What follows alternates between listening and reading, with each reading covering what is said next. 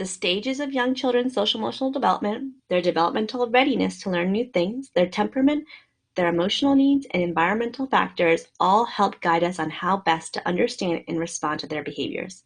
Once we are able to better understand and identify a young child's social-emotional development, it is then often easier to understand why a young child behaves and responds in certain ways, as well as determine the best ways to relate to, support, and provide developmentally appropriate guidance.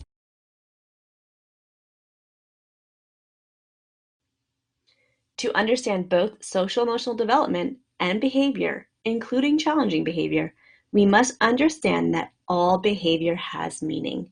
For example, when a baby first smiles, it might mean I'm happy or I like what I see.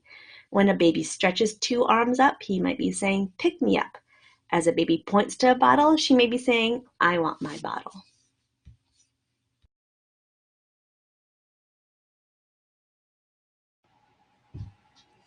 A 3-month-old may scream and cry for a long period of time because he might have colic. Maybe he wants the caregiver's attention. Maybe he doesn't know the caregiver or feel secure.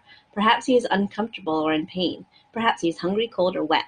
Maybe it is a new environment and he is scared. A 17-month-old might hit another child. He may want a toy the other child has. He may be curious about what the child will do in response. He may want to play. Perhaps the other child is in his space. He may not know what else to do to get his needs met and or his point across. A 2-year-old will say no frequently because perhaps he has heard no frequently and is experimenting with language. He may be trying to have some power, control, or independence. He may be trying to understand what no means. He may not want to do something. The process by which infants and toddlers become socially and emotionally competent may also include a variety of challenges. Challenges that occur in normal development, challenges that signal unmet needs, challenges that may be related to a child's disabilities or special needs, and challenges with relationships or environments.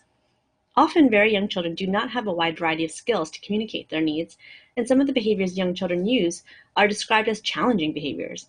In this module, when we use the word challenging behavior, we are referring to the range of challenges that caregivers experience in caring for infants and toddlers. Our goal is to understand the message of the behavior so that we are better able to meet the child's needs and help the child develop safe and healthy ways to communicate her needs. As we develop close and secure relationships with young children, we are better able to understand the meaning of their behavior, and as we understand the child's behavior, we are better able to form a close and secure relationship with him or her.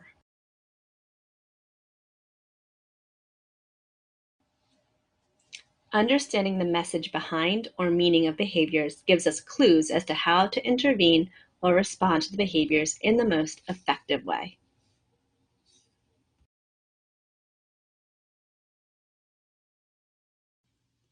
Working with infants and toddlers is challenging. When infants and toddlers engage in challenging behavior, it is very challenging work and can be difficult to see beyond the behavior itself. Exploring our own perceptions, beliefs, and assumptions about behavior is critical to supporting young children. How we think and feel about children's behavior greatly impacts how we respond to it.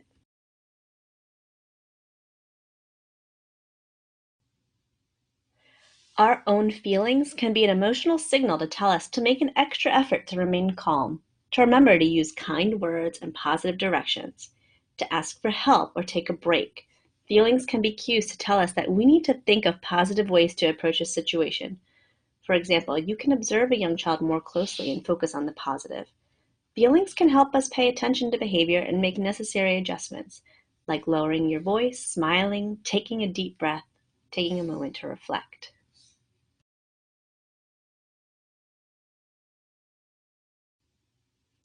If we notice and challenge our thoughts, or in other words, reframe, we can engage in more positive interactions with children.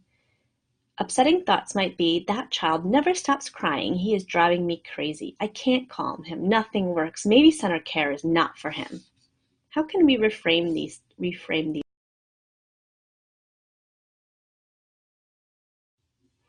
You might reframe by saying, this child is getting to know me and learning how to regulate. My job is to stay calm and help soothe him. As I stay calm and keep trying ways to comfort him, we will develop a better relationship, which will help him. I can handle this. I am in control. I am not alone in this. I can ask others for help and support.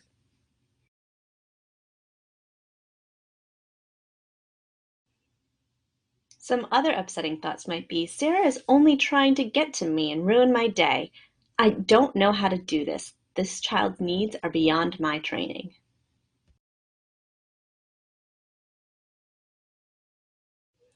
You can reframe with calming thoughts. Sarah is not developmentally capable of this. She may have learned that this is a good way to get her needs met. I can work harder to teach her better ways to get her needs met. I work as part of a team. We can work together to try to figure this out. This child and family needs our help.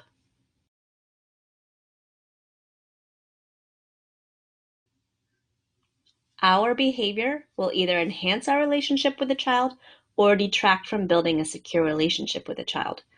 Focus on what the infant or toddler will learn from our behavior. For example, if a caregiver continues to try to find a way to soothe a baby who cries for long periods of time, the baby will learn that adults care and people help.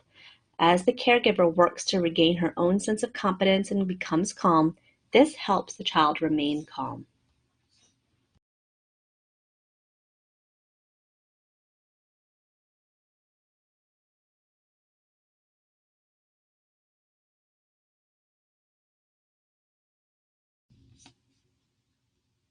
It is especially important for caregivers to have an awareness to and understanding of how culture is a significant factor in both how families raise their children and in how caregivers provide care for them.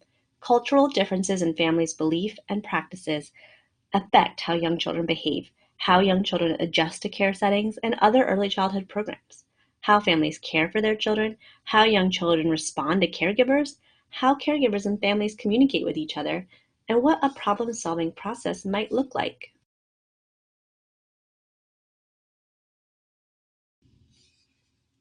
Everyone brings specific values, beliefs, and assumptions about child rearing and child development to their work with infants and toddlers.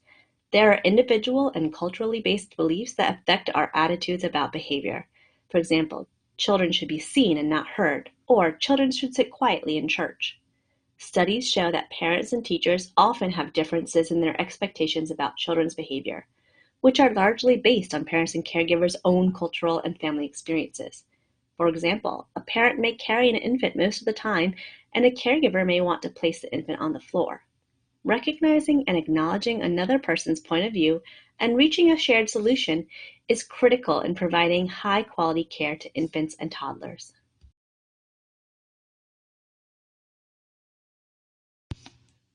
This slide highlights the findings from research studies in differences in developmental expectations between various cultural groups based on their cultural beliefs.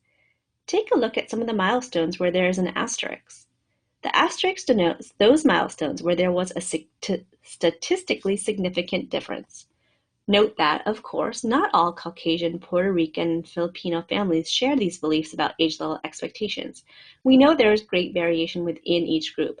However, this study demonstrates how, in certain areas across different ethnic groups, there can be very different developmental expectations for children based on their individual cultures.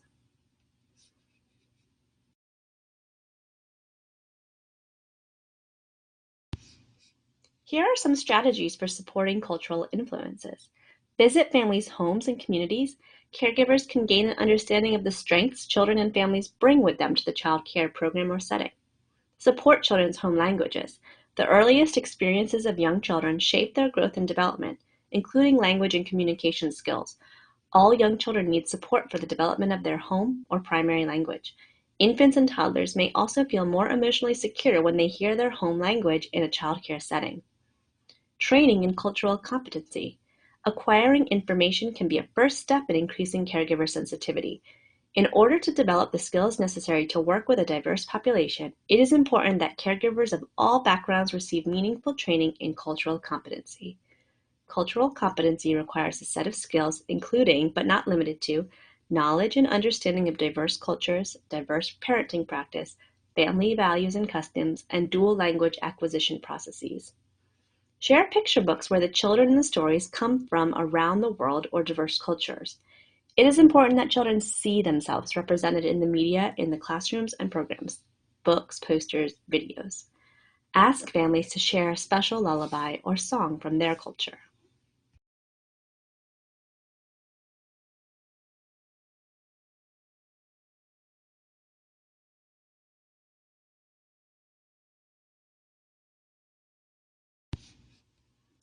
Repeated similar interactions lead to fairly predictable relationships because the infant or young child begins to know how the other person will respond to him.